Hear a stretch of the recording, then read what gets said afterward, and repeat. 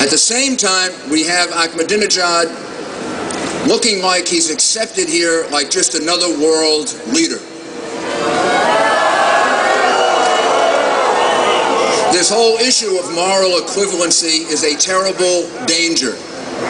And that's why what you're doing is so important. Ahmadinejad is not just another world leader. Iran is not just another government. Ahmadinejad supports terrorism. The regime has engaged in massive murder. The regime stands against everything we value as a country and as a civilization. It stands against the rights of women. It stands against the rights of gays. It stands against the rights of everyone. It stands against the freedom of religion, and it puts that all at peril of death, torture, execution. The world should stand up against Ahmadinejad and not embrace him. And that's why you're here. That's why you're here, to stand up so that by silence we don't appear to be endorsing what they're doing, right down to the last farce of an election that took place in Iran, and then the imprisonments and the persecution that's taken place after that. The people of New York understand the value of freedom, of decency, of democracy.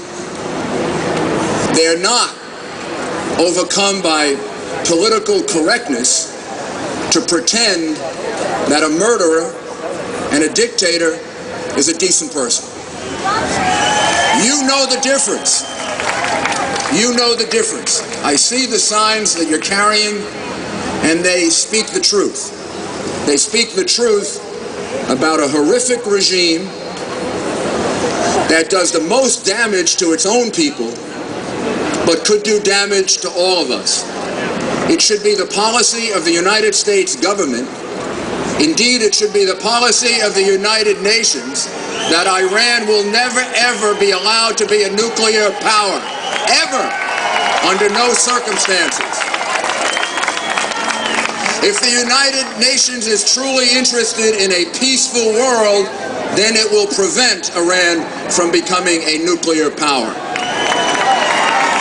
If the United Nations is worth the paper on which its charter is written, it will stop Iran from becoming a nuclear power. And if we have anything to say about it, we will do everything we can to make the point that Iran should never be in possession of weapons that can destroy its own people, destroy the state of Israel, and possibly destroy other nations around the world. Their actions are too irrational, their regime too brutal, their practices too inhumane to be considered in the nation, in that group of nations that should be allowed to have that kind of power.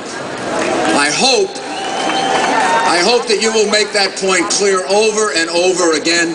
I hope this administration in Washington embraces it, and I hope the United Nations makes it a core of what it tries to accomplish. Maybe if the United Nations does that, it can redeem itself as an institution that is truly interested in world peace. Thank you very much.